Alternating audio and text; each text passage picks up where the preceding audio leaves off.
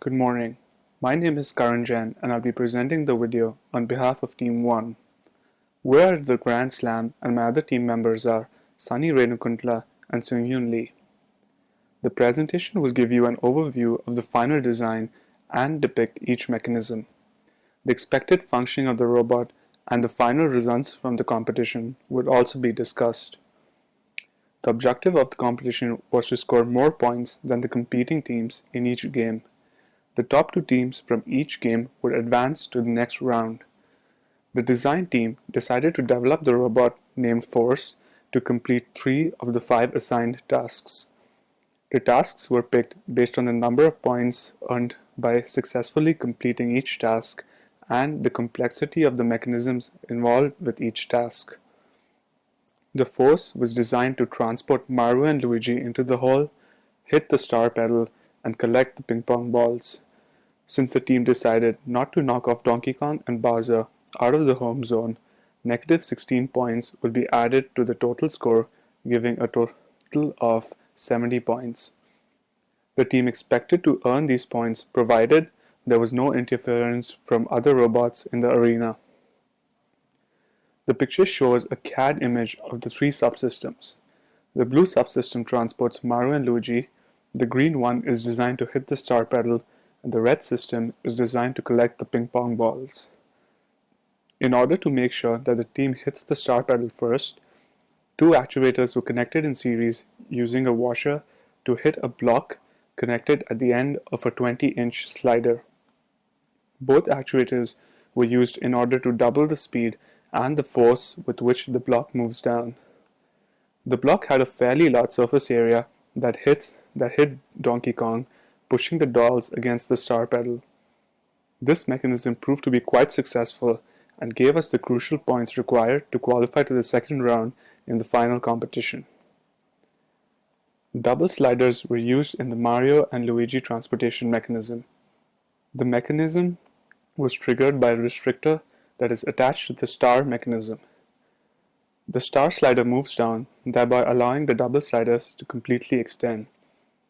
A brick was placed on the front platform in order to add weight and ensure full extension. Mario and Luigi were placed in the cup. The plank on which the cup is placed is attached to the platform in front using 2 mouse straps. A wooden wedge connected to a string locks the mouse straps from snapping once the catapult is loaded. The length of the string connected to the wedge is set to a certain distance.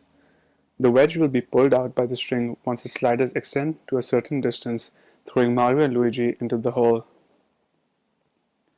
The red subsystem in the CAD drawing shows the ping pong ball collection mechanism. Each arm is attached with a T-hinge to the front bottom corner of the main body. The arms are made from 2 pieces of yardsticks that are connected with a mouse strap. Grooves are put on the arm so that coins do not slip away. The arms are connected to a motor with strings. Once the arms are deployed, the motor rotates, pulling the string, thereby slowly moving the arms back and bringing the ping pong balls into the home zone. Several alternate designs were developed to analyze different mechanisms and choose the most efficient one. The important criteria are highlighted in yellow. The Force scored the maximum points for reliability, precision, and quick execution. However, the Disruptor and the Charger scored more points in durability. The concept that we decided to choose is the Force because it has a higher relative total. The Force was also tested several times in order to verify the results from the concept evaluation matrix. The Force was built over a period of 6 weeks. The initial process mainly involved brainstorming ideas for mechanisms and making conceptual designs. The team ran into a few obstacles in the building process. The design team had to build several mechanisms over and over again from scratch after the designed mechanisms failed while testing. In the final weeks of testing, the team ran into some unexpected problems such as the motor not responding and the banana plugs short-circuiting due to loose copper strands.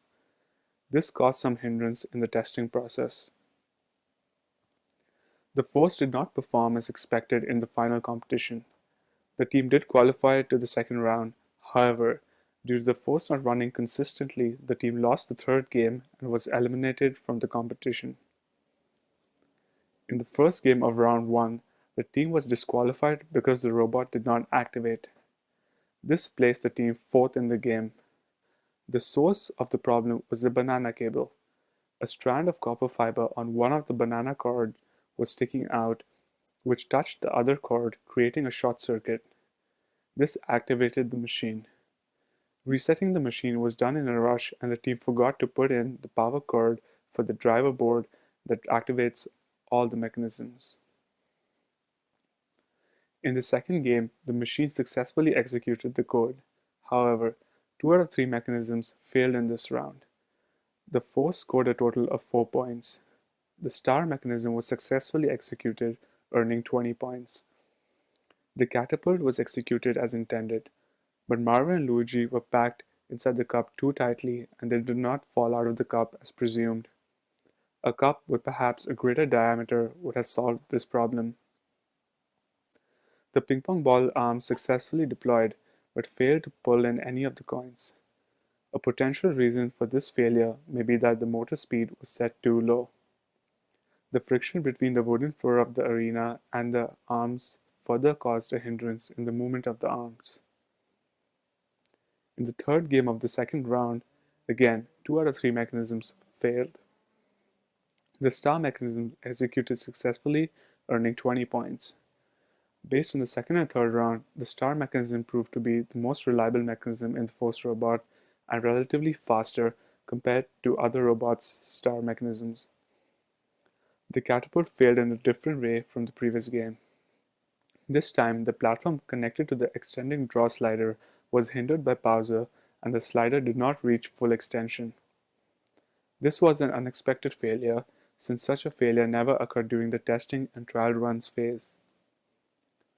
Probable reasons for the failure could have been the angle at which the draw slider were placed and how tightly the catapult platform was connected, since this added deflection to the slider arms. The ping pong arm mechanism failed again because of the motor running too slowly. The overall budget for producing force was $84 US. The major expense of the machine was the draw slider. The cost of the machine could have been lowered if only one set of 18-inch slider was used rather than 2. After developing many conceptual designs and testing different mechanisms, the design team put together the Force robot for the ME2110 competition. The Force was designed to complete 3 tasks. However, the machine did not perform as expected in the final competition. The team won 1 game and lost 2. More testing time would have definitely improved the results of the competition for Team Grand Slam.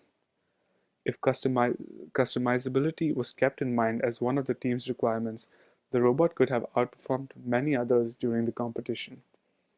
Overall, the Force robot, in our opinion, has the potential to be a better machine than the results of the competition portray. Thank you, and I'll be happy to answer any questions.